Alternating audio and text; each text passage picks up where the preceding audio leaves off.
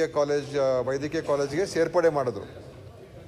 ಅದು ತಾತ್ಕಾಲಿಕವಾಗಿಯೇ ಸೇರ್ಪಡೆ ಆಗಿರ್ತಕ್ಕಂಥದ್ದು. ಬಹುತೇಕ ಕಡೆ ಒಂದೆರಡು ಕಡೆ ಮಾತ್ರ ಅದು ಅವರಿಗೆ ಟ್ರಾನ್ಸ್ಫರ್ ಆಗಿದೆ. ಏನಂತ ಹೇಳಿದ್ರೆ, ನೀವು ನಂತರ ಅವ್ರದ್ದೇ ಆದಂಥ ಪ್ರತ್ಯೇಕವಾದ ಆಸ್ಪತ್ರೆ ಕಟ್ಕೋಬೇಕು, ನಂತರ ಇದು ವಾಪಸ್ಸು ನಮ್ಮ ಇಲಾಖೆಗೆ ವಾಪಸ್ ಕೊಡಬೇಕು ಅಂತಲೇ ಇರುವಂಥದ್ದು. ಆದರೆ ಅದೆಲ್ಲೂ ಕೂಡ ಇಂಪ್ಲಿಮೆಂಟ್ ಆಗಿಲ್ಲ ಇಲ್ಲ ಎಲ್ಲೂ. ನೋಡಿ, ಅದಕ್ಕೆ ಏನಂತ ಹೇಳಿದ್ರೆ, ಮುಖ್ಯವಾಗಿ ಇನ್ನೊಂದು ಜಿಲ್ಲಾ ಆಸ್ಪತ್ರೆ ಕಟ್ಟಬೇಕಾದ್ರೆ ಅದಕ್ಕೆ ಪ್ರತ್ಯೇಕವಾದ ಅನುದಾನ ಕೊಡಬೇಕಾಗ್ತದೆ, ಪ್ರತ್ಯೇಕವಾದಂಥ ಆಸ್ಪತ್ರೆ ಕಟ್ಟಬೇಕಾಗ್ತದೆ, ನಮ್ಮಲ್ಲಿ ಮ್ಯಾನ್ ಪವರ್ ಕೊಡಬೇಕಾಗ್ತದೆ. ಮತ್ತು ಅದು ಬಹುತೇಕ ಎಲ್ಲೂ ನಡೆದಿಲ್ಲ. ಕೆಲವು ಜಿಲ್ಲೆ, ಮೈಸೂರು ಜಿಲ್ಲೆಯಲ್ಲಿ ಮಾಡಿದ್ರು ಹೊಸ ಜಿಲ್ಲಾ ಆಸ್ಪತ್ರೆ. ಬಹುಶಃ ಅವಾಗ ಸಿದ್ದರಾಮಯ್ಯ ಅವರು ಮನಸ್ಸು ಮಾಡಿದ್ದಕ್ಕೆ ಅದಾಯಿತು ಹಿಂದಿನ ಸರ್ಕಾರದಲ್ಲಿ ಅವರಿದ್ದಾಗ. ಆಮೇಲೆ ಬಳ್ಳಾರಿಯಲ್ಲಿ ಮಾತ್ರ ಒಂದು ಕಡೆ ಇನ್ನೊಂದು ಜಿಲ್ಲಾ ಆಸ್ಪತ್ರೆ ಇದೆ, ಉಳಿದಿರೋ ಕಡೆ ಎಲ್ಲೂ ಇಲ್ಲ. ಎಲ್ಲೆಲ್ಲಿ ಟ್ರಾನ್ಸ್ಫರ್ ಆಯಿತು ಅದು ಮೆಡಿಕಲ್ ಕಾಲೇಜ್ಗೆ ಹೋಗಿದೆ. ಜಿಲ್ಲಾ ಆಸ್ಪತ್ರೆಯ ಒಂದು ನಿರ್ವಹಣೆ ಅವ್ರ ಜವಾಬ್ದಾರಿ ಆಗ್ತದೆ. ಅದರಿಂದ ಅದು ಪ್ರಾಕ್ಟಿಕಲಾಗಿ ಆ ಥರ ಆಗೋಗಿದೆ. ಇನ್ನು ವಾಪಸ್ ಕೇಳೋಕೆ ಹೋದರೆ ಕೂಡ ಅವ್ರು ಇನ್ನೊಂದು ಆಸ್ಪತ್ರೆ ನಿರ್ಮಾಣ ಮಾಡ್ಕೋಬೇಕು. ಯಾಕಂದರೆ NMC ಗೈಡ್ಲೈನ್ಸ್ ಇರ್ತದೆ. NMC ಗೈಡ್ಲೈನ್ಸ್ ಪ್ರಕಾರ ಆ ಆಸ್ಪತ್ರೆ ಅವ್ರ ಜೊತೆಲಿ ಇರಲೇಬೇಕು, ಇಷ್ಟು ಬೆಡ್ಸ್ ಇರಲೇಬೇಕು ಅಂತ. ಸೊ ಅದು ಒಂದು ಸಮಸ್ಯೆ ಇದೆ. ನೀವು ಕೇಳ್ತಾ ಇರುವಂಥದ್ದು ಇನ್ನೊಂದು ಆಸ್ಪತ್ರೆ. ಈಗ ಇನ್ನೊಂದು ಆಸ್ಪತ್ರೆ ಕಟ್ಟಬೇಕಾದ್ರೆ ನಾವು ಈಗ ಈ ನಮ್ಮ ಸರ್ಕಾರ ಬಂದ ಮೇಲೆ 3 ಕಡೆ ಆ ಥರ ನಾವು ಮಾಡಿಸಿದ್ದೇವೆ. ಒಂದು ಬೀದರ್ನಲ್ಲಿ, ಅಲ್ಲಿ ಜಿಲ್ಲಾ ಮೆಡಿಕಲ್ ಕಾಲೇಜ್ ಇರೋದ್ರಿಂದ ಬಸವ ಕಲ್ಯಾಣದಲ್ಲಿ ಅಲ್ಲಿರುವಂಥ ತಾಲೂಕು ಆಸ್ಪತ್ರೆನ ಜಿಲ್ಲಾ ಆಸ್ಪತ್ರೆಗೆ ಮೇಲ್ದರ್ಜೆಗೆ ಏರಿಸ್ತಾ ಇದ್ದೀವಿ. ಅದೇ ಥರ ನಿನ್ನೆ ಒಂದು ಪ್ರಶ್ನೆ ಬಂದಿತ್ತು, ಸಿಂಧನೂರಿಗೆ ಮೇಲ್ದರ್ಜೆಗೆ ಏರಿಸ್ತಾ ಇದ್ದೀವಿ ಜಿಲ್ಲಾ ಆಸ್ಪತ್ರೆಗೆ. ಚಾಮರಾಜನಗರಲ್ಲಿ ಜಿಲ್ಲೆಯಲ್ಲಿ ಅಲ್ಲಿ ಜಿಲ್ಲಾ ಆಸ್ಪತ್ರೆಯನ್ನು ಕೊಳ್ಳೇಗಾಲದಲ್ಲಿ ಮಾಡ್ತಾ ಇದ್ದೀವಿ. ಅದೇ ಜಿಲ್ಲಾ ಕೇಂದ್ರದಲ್ಲಿ ಮಾಡ್ತಾ ಇಲ್ಲ, ಇನ್ನೊಂದು ಜಾಗದಲ್ಲಿ ಜಿಲ್ಲಾ ಆಸ್ಪತ್ರೆ ಮಟ್ಟಕ್ಕೆ ತೊಗೊಂಡು ಹೋಗ್ತಾ ಇದ್ದೀವಿ. ಸೊ 3 ಕಡೆ ನಾವು ಮಾಡಿದ್ದೇವೆ.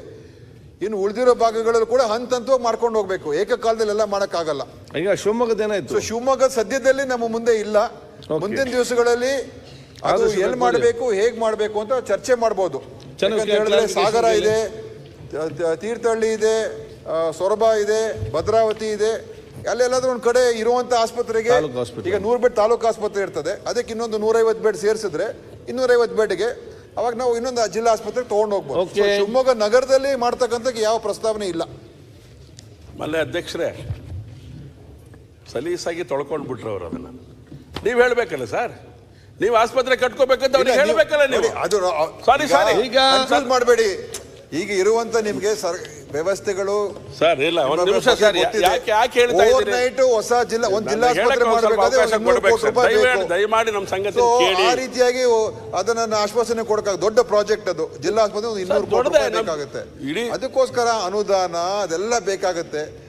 ಎಲ್ಲ ಕಡೆ ಈ ವರ್ಷ ನಾನು 3 ಕಡೆ ಆತರ ಮಾಡ್ತಾ ಇದ್ದೀನಿ. ಆಗಿದೆ ಸರ್. ಮುಂದಿನ ವರ್ಷಗಳಲ್ಲಿ ನೋಡೋಣ, ಮುಂದಿನ ವರ್ಷಗಳಲ್ಲಿ ನೋಡೋಣ ಅಲ್ಲ ಸರ್. ನಂದು ಇನ್ನೊಂದು ಏನು ಅಂದ್ರೆ, ಮೆಡಿಕಲ್ ಕಾಲೇಜ್ನವ್ರಿಗೆ ಸಂಬಂಧ ಇಲ್ವಾ ಹಾಗಾದ್ರೆ? ವೈದ್ಯಕೀಯ ಶಿಕ್ಷಣಕ್ಕೆ ಸಂಬಂಧ ಇಲ್ವಾ ಹಾಗಾದ್ರೆ? ಇನ್ನೊಂದು ಆಸ್ಪತ್ರೆ ಕಟ್ಕೋಬೇಕು ಅನ್ನೋದು ಅವ್ರ ಯೋಚನೆ ಮಾಡಲ್ವಾ ಹಾಗಾದ್ರೆ? ಅದೇನ್ ಮಾಡಿದಾರೆ ಅಂತ ಅವ್ರು ಕಟ್ಟೋದು ಒಂದೇ, ಸರ್ಕಾರ ಸಾರಿ ನಾವು ಕಟ್ಟಿದ್ರೆ ನಾವು ದುಡ್ಡು ಕೊಡ್ಬೇಕು, ಅವ್ರು ಕಟ್ಟಿದ್ರೆ ಅವ್ರು ದುಡ್ಡು ಖರ್ಚು ಮಾಡ್ಬೇಕು. ಅಂತಿಮವಾಗಿ ಬರೋದು ಎಲ್ಲ ಅದಕ್ಕೆ ನಿಮ್ಗೆ ಸದ್ಯದಲ್ಲಿ ಪ್ರಸ್ತಾವನೆ ಇಲ್ಲ. ಮುಂದಿನ ದಿವಸಗಳಲ್ಲಿ ನೋಡೋಣ ಅಂತ ಹೇಳಿದೀನಿ. ನೋಡೋಣ ಸರ್, ಅವರೇ ಹೇಳಿ, ನೀವು ಅವ್ರು ಕುತ್ಕೊಂಡು ಚರ್ಚೆ ಮಾಡ್ಬೇಕಲ್ಲ. ಈಗ ಚನ್ನಬಸಪ್ಪ ಅವರೇ ಸರ್, ಅವರು ನಮಗೆ 5 ವರ್ಷದಲ್ಲಿ ಕಟ್ಕೊಡ್ತೀವಿ ಅಂತ ಭರವಸೆ ಮೇಲೆ ಕೊಟ್ಟಿದ್ದೀವಿ ಸರ್. 5 ವರ್ಷ ಆದ್ಮೇಲೂ ಕಟ್ಟಿಲ್ಲ. ಯಾವಾಗ ಕೊಟ್ಟಿ ಸರ್ ಅವರಿಗೆ? ನಮ್ಮ ಜಿಲ್ಲೆ ಆಸ್ಪತ್ರೆ ಸರ್, ಚನ್ನಬಸಪ್ಪನವ್ರು ಏನ್ ಹೇಳ್ತಾ ಇದ್ದಾರೆ, 950 ಹಾಸಿಗೆ ಇರುವಂತದ್ದು, 2-2.5 ಸಾವಿರ ಜನ ಅಲ್ಲಿ ಬರ್ತಾ ಇದ್ದಾರೆ, ನಮ್ಮೆಲ್ಲ ಇಡೀ ತಾಲೂಕುಗಳು. ನಾನು ಹೇಳ್ತೀನಿ, ನಿಮ್ಮ ಸರ್ಕಾರ ಬಂದ್ರ ಮೇಲೆ ಆಸ್ಪತ್ರೆ ಮೀಟಿಂಗ್ ಒಂದು ಕರೀಲಿಲ್ಲ ಸರ್. ನೀವು ಬಂದಾಗ ಕರಿತೀರಿ ಅಂತ ನಾವು ತಿಳ್ಕೊಂಡಿದ್ವಿ. ನಮ್ಮ ಶಾಸಕರುಗಳನ್ನ ಕರಿಬೇಕಲ್ಲ, MLA MLCಗಳನ್ನ ಚರ್ಚೆ ಮಾಡ್ಬೇಕಲ್ಲ ಆಸ್ಪತ್ರೆ ಬಗ್ಗೆ. ಏನು ಅನುಕೂಲ ನನಗೆ ಬರಲ್ಲ ಅದು. ಅಲ್ಲಲ್ಲ, ಅವ್ರಿಗೆ ಬರ್ತದೆ. ರಾಮಮೂರ್ತಿ ಈಗ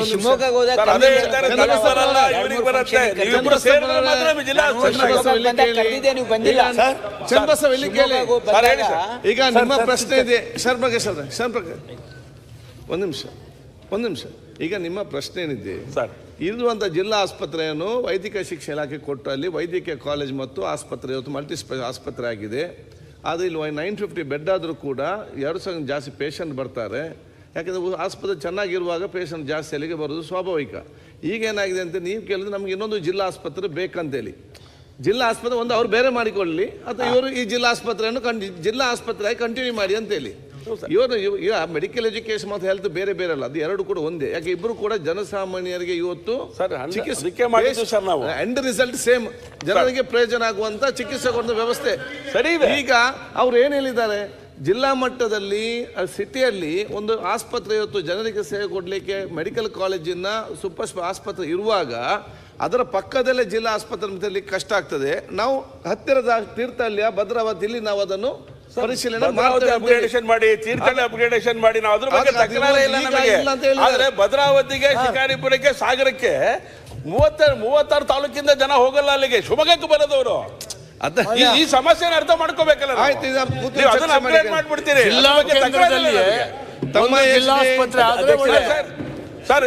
ಸಾಗರ ಮಾಡಿದ್ರೆ ನಿರ್ಣಯ ಹೊರಗೆ ಬೇಡ್ಕೊಂಡು ನಮ್ಗೆ ಏನ್ ಸರ್? ಅಲ್ಲ ಚನ್ನಬಸಪ್ಪರೇ, ನಿಮ್ಮ ಹತ್ರ ಬೇಡ್ತಾ ಇದೀವಿ ನಾವು, ಶಿವಮೊಗ್ಗ ಮಾಡ್ಲಿ, ಸಾಗರಕ್ಕೂ ಮಾಡ್ಲಿ. ಸಿಗ್ತಾ ಇಲ್ಲ ಸಾಮಾನ್ಯ ಜನಕ್ಕೆ, ಎಲ್ಲರೂ ಕೂಡ ಪಕ್ಕದ ಜಿಲ್ಲೆಯಿಂದನೂ ಬರ್ತಾರೆ. ನಮ್ ದಾವಣಗೆರೆ, ಚನ್ನಗಿರಿ, ಹೊನ್ನಾಳಿ ತಾಲೂಕು ಎಲ್ಲ ಕಡೆಯಿಂದ ಬರ್ತಾರೆ. 9 ಜಿಲ್ಲೆಯಿಂದ ಬರ್ತಾರೆ ಸರ್. ಆಸ್ಪತ್ರೆಯಲ್ಲಿ ಎಲ್ಲವೂ ಸಿಗ್ತಾ ಇಲ್ಲ. ನಮ್ಮನ್ನು ನಿಮ್ಮ ಸಮಸ್ಯೆ ಅಂತ ಹೇಳ್ತಾ ಇಲ್ಲ, ಮುಂದೆ ಮಾಡೋದಕ್ಕೆ ಒಂದು ಯೋಚನೆ ಮಾಡೋಣ. ಈಗಲೇ ನಾನು ಆಶ್ವಾಸನೆ ಕೊಡೋಕ್ಕಾಗಲ್ಲ, ಯಾಕಂದ್ರೆ ದೊಡ್ಡ ಅನುದಾನ ಬೇಕಾಗಿರುವಂತ ಅದು ಆಸ್ಪತ್ರೆ ಸರ್. ಹಿಂದೆನೆ ಅಲ್ಲೇ ಮುಖ್ಯಮಂತ್ರಿಗಳೆಲ್ಲ ಇದ್ದಂತ ಜಿಲ್ಲೆಯಪ್ಪ, ಏನೋ ಅವರು ಆ ಸಂದರ್ಭದಲ್ಲಿ ಮಾಡ್ಬಿಡ್ಬೋದಾಗಿತ್ತು. ಒಂದ್ ಮಾತು ಹೇಳ, ನಾನು ಬೇರೆದೆಲ್ಲ ಮಾಡಿದ್ದಾರೆ. ಮಾಡೋದಕ್ಕೆ ನಮ್ಮ ಮುಖ್ಯಮಂತ್ರಿ ಜಿಲ್ಲೆ ಯಡಿಯೂರಪ್ಪರಾಗಿದ್ದಕ್ಕೆ ಮೆಡಿಕಲ್ ಕಾಲೇಜ್ ಬಂದಿತ್ತು. ಆಸ್ಪತ್ರೆ ತಂದಿದ್ದು ಮೆಡಿಕಲ್ ಕಾಲೇಜ್ ಬಂದಿಲ್ಲ ಅಂತೇಳಿ ನೀವು ಮೆಡಿಕಲ್ ಕಾಲೇಜ್ ಜಿಲ್ಲಾ ಆಸ್ಪತ್ರೆ ಯೋಚನೆ ಮಾಡ್ತೀವಿ. ಬಂಗಾರಪ್ಪನವರು ತಂದಿರೋದು ಯಡಿಯೂರಪ್ಪರ ಮೆಡಿಕಲ್ ಕಾಲೇಜ್ ಬೇಲೂರ್. ಸೊ ಹಾಗಾಗಿ ಅವರು ಕಟ್ಕೊಟ್ಟಿದ್ದಾರೆ.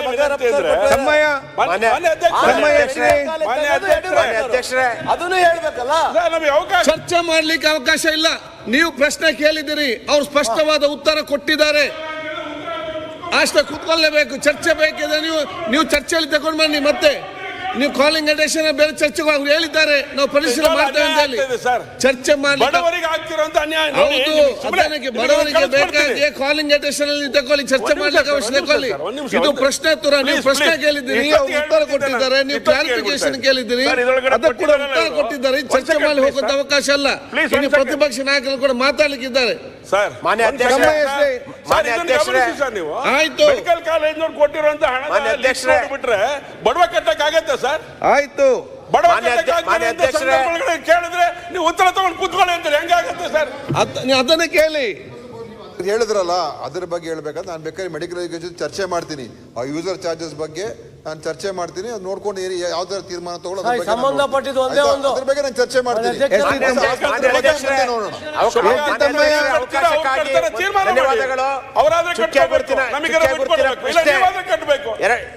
ಗುರುತಿನ ಪ್ರಶ್ನೆ 203 ಸನ್ಮಾನ್ಯ ವೈದ್ಯಕೀಯ ಶಿಕ್ಷಣ ಸಚಿವರಿಗೆ ಈ ಒಂದು ಪ್ರಶ್ನೆಯನ್ನ ಕೇಳಿದ್ದೇನೆ.